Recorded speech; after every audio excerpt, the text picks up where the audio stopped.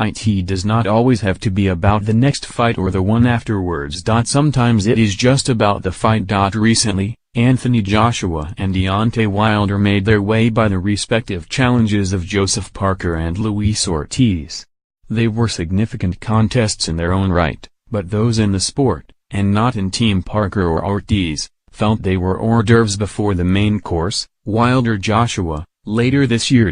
But the value to the paying punter on the night is on what they buy either on pay-per-view or at the gate. Those sub-fights often need support from other bouts on the bill to justify the price tags, and they are viewed in the hope and expectation that they lead to bigger events and occasions. The ladder of boxing leads to a spectacular pot of gold that so few fighters can never reach. Yet the lure of it means that boxers often look up at what can get them there rather than at opponents whom they might share a special chemistry with. That is understandable.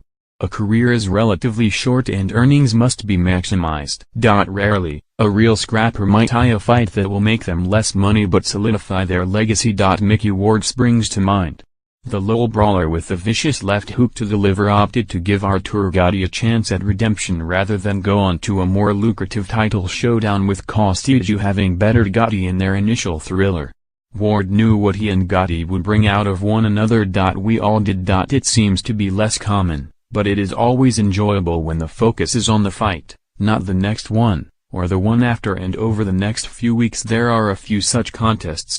While some might be looking down the line to see Carl Frampton face Leo Santa Cruz a third time, or whether David Haye can get another big fight after Tony Bellew, or if Jorge Linares can put a stop to Vasyl Lomachenko's incredible run, the three bouts should be savored and enjoyed for what they are, hard to call entertainment that typify what this sport is about. Do the Irish feel Filipino Nonito-Donaire, at 35, has significantly declined to make him ripe for the picking, or are they banking on Donaire's power not being as brutal at featherweight?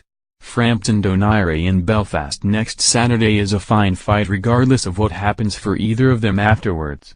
In his last bout, back in September, Frampton came through an unexpected war against Mexican Ruben Garcia Hernandez. The same methodology applies behind Bellew-Haye on May 5. It does not have to matter what is next. Bellew is out to prove victory number one was not a fluke. Haye is out for redemption. It is not about what subsequently happens for either.